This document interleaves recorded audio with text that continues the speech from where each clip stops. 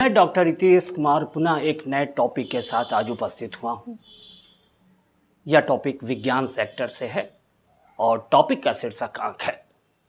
आगामी परीक्षा या किसी भी परीक्षा में बायोलॉजी सेक्टर से लगातार प्रश्न आते हैं, लेकिन आँख एक ऐसी टॉपिक है जिससे परीक्षा में बार बार प्रश्न आते हैं। तो चलिए मैं इस टॉपिक को एक्सप्लेन करता हूँ। सामान्यतः आँख वह अंग है जो विभिन्न उद्देश्य से प्रकाश के प्रति प्रतिक्रिया करता है। इसे यदि हम दूसरी भाषा में कहना चाहें तो हम आसानी से कह सकते हैं कि आँख वो इंद्रिय है जिसके माध्यम से हम किसी चीज को देख सकते हैं। सामान्यतः नेत्र, जिसे आँख या चक्षु के नाम से जाना जाता है, इसे अंग्रेजी में आई के नाम से जाना जाता है। इसकी सबसे बड़ी विशेषता में से एक विशेषता यह है कि यह 1 करोड़ रंग को भी विभेद कर सकता है। साथ ही साथ आंख का व्यास क्या होता है तो 2.5 सेंटीमीटर होता है, और इसे जब हम मिलीमीटर में कन्वर्ट करते हैं तो यह कितनी हो जाती है तो 25 मिलीमीटर हो जाती है। सामान्यतः आंख का आकार गोला गेंद के समान होता है और जिसके अंदर कुछ तरल द्रव उपस्थित रहते हैं। जब हम आंख की संरचना पर गौर करते हैं तो आंख के सबसे महत्वपूर्ण भाग में से एक भाग श्वेत पटल है, जिसे अंग्रेजी में स्क्लेरा के नाम से जानते हैं। आंख के अंदर श्वेत रंग से दिखने वाला, श्वेत रंग वाला जो भाग होता है उसे हम श्वेत पटल के नाम से जानते हैं। साथ ही साथ आंख का सबसे बड़ा भाग कौन होता है तो श्वेत पटल होता है। नींद नहीं आने पर सामान्यतः आंखें लाल हो जाती है। इतना ही नहीं, आंख पर चोट लगने से आंखें लाल हो जाती है। यह लाल वाला भाग कौन होता है तो श्वेत पटल होता है। परीक्षा की दृष्टि से यह प्रश्न लगातार परीक्षा में आते हैं। यदि हम श्वेत पटल के कार्य पर गौर करते हैं तो हम पाते हैं कि आंख का जो आकार है उस आकार को बनाए रखने में श्वेत पटल की महत्वपूर्ण भूमिका होती है। साथ ही साथ श्वेत पटल, जिसे अंग्रेजी में स्क्लेरा के नाम से जाना जाता है, वह हमें घातक प्रभाव से आंख को बचाने का कार्य करता है। आंख का दूसरा महत्वपूर्ण भाग कॉर्निया है, जो पतली झिल्ली के आवरण से बना होता है। श्वेत पटल के सामने यह एक पारदर्शी भाग होता है। सामान्यतः प्रकाश कॉर्निया के माध्यम से ही आंख के अंदर प्रवेश करती है, लेकिन परीक्षा की दृष्टि से देखा जाए तो यह प्रश्न बार बार परीक्षा में आते हैं कि आंख का कौन सा भाग दान किया जाता है तो कॉर्निया किया जाता है। सामान्यतः कॉर्निया आंख की बाहरी सतह को ढकने का भी काम करता है। आंख की जो तीसरी महत्वपूर्ण भाग है उसे हम परितारिका के नाम से जानते हैं, जिसे अंग्रेजी में आइरिस के नाम से जाना जाता है। कॉर्निया के पीछे गहरे रंग की मांसपेशियां होती है और यह मांसपेशियां उत्तक के रूप में होती है। सामान्यतः आइरिस के माध्यम से ही आंख का रंग का निर्धारण होता है। इसकी संरचना कैसी होती है तो अंगूठी के समान अर्थात रिंग के समान होती है। प्रत्येक व्यक्ति में आइरिस का आकार और रंग में अलगाव हो सकता है, अलग अलग हो सकती है। परीक्षा की दृष्टि से देखा जाए तो आइरिस से जो सर्वाधिक प्रश्न आते हैं वो प्रश्न ये रहते हैं, आंख पे पड़ने वाले प्रकाश को किसके द्वारा नियंत्रित किया जाता है तो परितारिका के द्वारा नियंत्रित किया जाता है, जिसे अंग्रेजी में किस नाम से जाना जाता है तो आइरिस के नाम से जाना जाता है। आंख का एक और महत्वपूर्ण भाग है जिसे अंग्रेजी में पुपिल्स और हिंदी में हम किस नाम से जानते हैं पुतली के नाम से जानते हैं। आइरिस में एक छिद्र होती है। यह छिद्र किस रंग की होती है काले रंग की होती है। तेज प्रकाश पड़ने पर पुतली का आकार छोटा हो जाता है और प्रकाश छोटा हो जाता है और कम प्रकाश पड़ने पर पुपिल्स अर्थात पुतली का जो आकार होता है वो बड़ा हो जाता है। पुतली के माध्यम से ही प्रकाश आंख के आंतरिक भाग में प्रवेश करती है और पुतली के आकार बदलने में कभी पुतली छोटी हो जाएगी, कभी बड़ी हो जाएगी।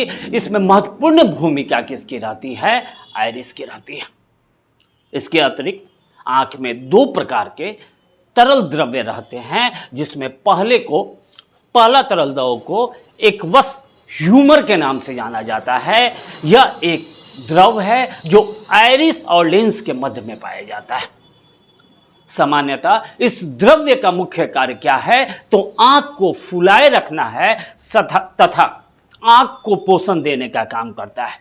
इतना ही नहीं, आंख के अंदर वेस्ट मोटाबोलाइट्स जो होते हैं, मतलब ये अवांछित तत्व होते हैं, उसे हटाने का काम भी एक्वस ह्यूमर के द्वारा किया जाता है। इतना ही नहीं, एक्वस ह्यूमर कार्निया और लेंस को भी पोषण देने का काम करता है। यह एक ऐसा द्रव है जो आंख के आंतरिक भाग को स्वस्थ रखने में महत्वपूर्ण भूमिका निभाता है। इसके अतिरिक्त आंख में एक और द्रव्य पाए जाते हैं जिसे विट्रस ह्यूमर के नाम से जाना जाता है। यह द्रव्य आंख के किस भाग में पाए जाते हैं? तो लेंस और रेटिना के मध्य पाए जाते हैं। इसका मुख्य कार्य क्या है? आंख की स्थिति बनाए रखना है तथा आंख की जो संरचना होती है उस संरचना को अस्थिर रखने का काम विट्रस ह्यूमर के द्वारा किया जाता है। सामान्यतः किसी भी मनुष्य की आंख सामान्य अवस्था में जैसी रहती है, उस सामान्य अवस्था अर्थात उसे नॉर्मल रखने का काम किसका है? विट्रस ह्यूमर का है। इतना ही नहीं, आंख के आंतरिक भाग की जो दिशा होती है, जिसके माध्यम से रोशनी या तस्वीर मस्तिष्क तक जाती है, उन भागों को पोषण देने का काम किसके माध्यम से किया जाता है? विट्रस ह्यूमर के माध्यम से किया जाता है।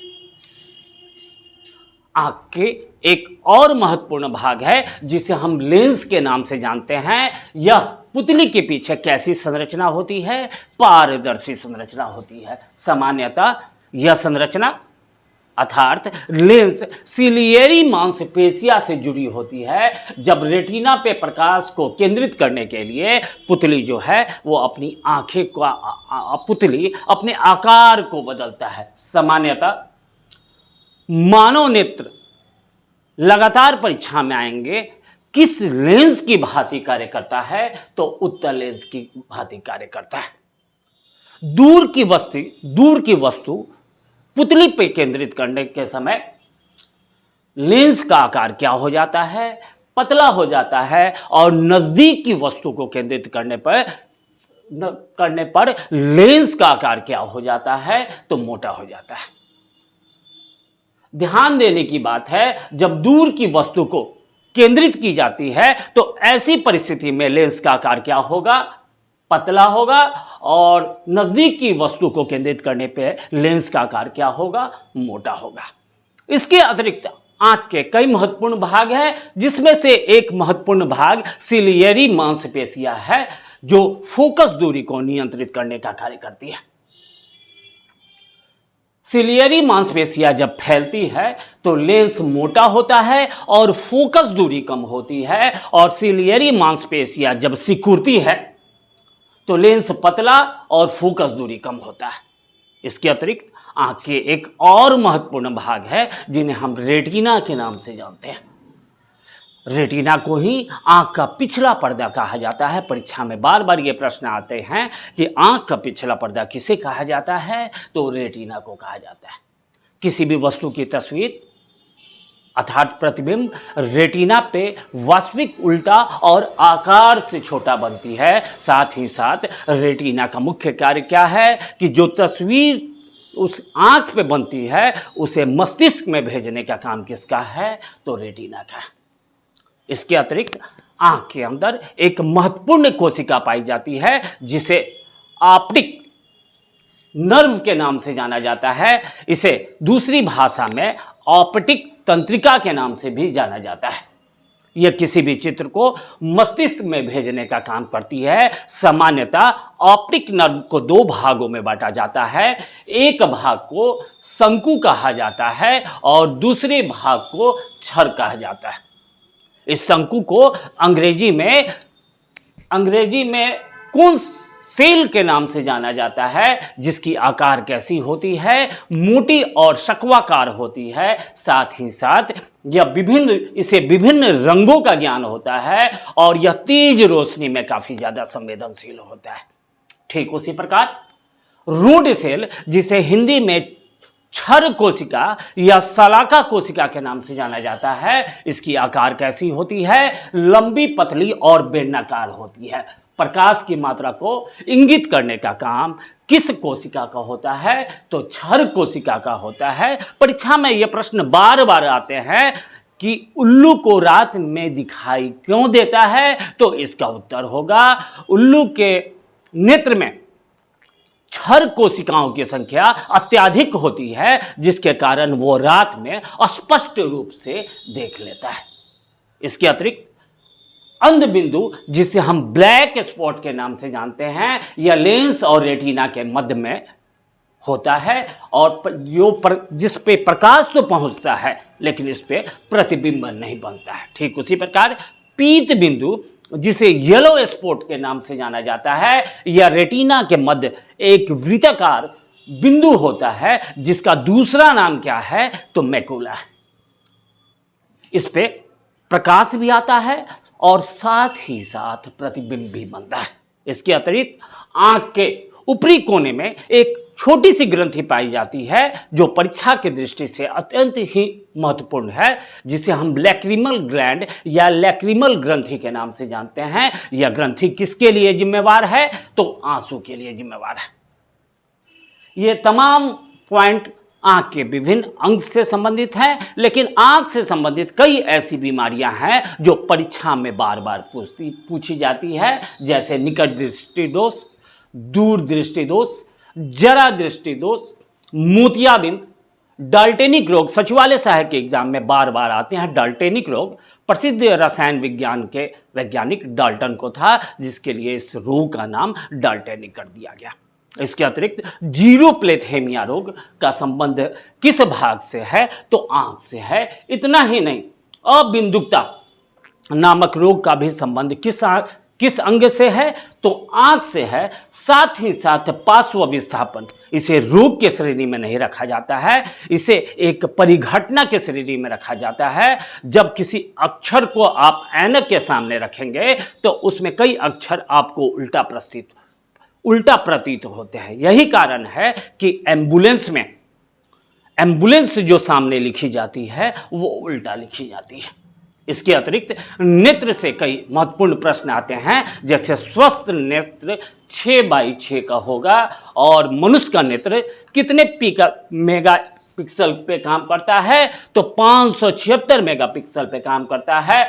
इतना ही नहीं, स्वस्थ नेत्र के द्वारा हम कितने दूरी तक देख सकते हैं, 25 सेंटीमीटर तक यदि हम बिना चश्मा का देख लेते हैं तो यह स्वस्थ आंख की पहचान है। इतना ही नहीं, आंख के लिए सबसे महत्वपूर्ण विटामिन कौन है, तो विटामिन ए है, जिसके अच्छे स्रोत में से एक स्रोत गाजर भी है। विटामिन ए को रेटिनॉल के नाम से जाना जाता है। डाटा को ध्यानपूर्वक देखें, पढ़ें, लाइक करें, कमेंट करें और हो सके तो ज़्यादा से ज़्यादा शेयर करें। लेकिन चलते चलते राह के पत्थर से बढ़कर कुछ नहीं है मंजिलें। राह के पत्थर से बढ़कर कुछ नहीं है मंजिलें, रास्ते आवाज देते हैं, सफर जारी रखो, सफर जारी रखो। धन्यवाद।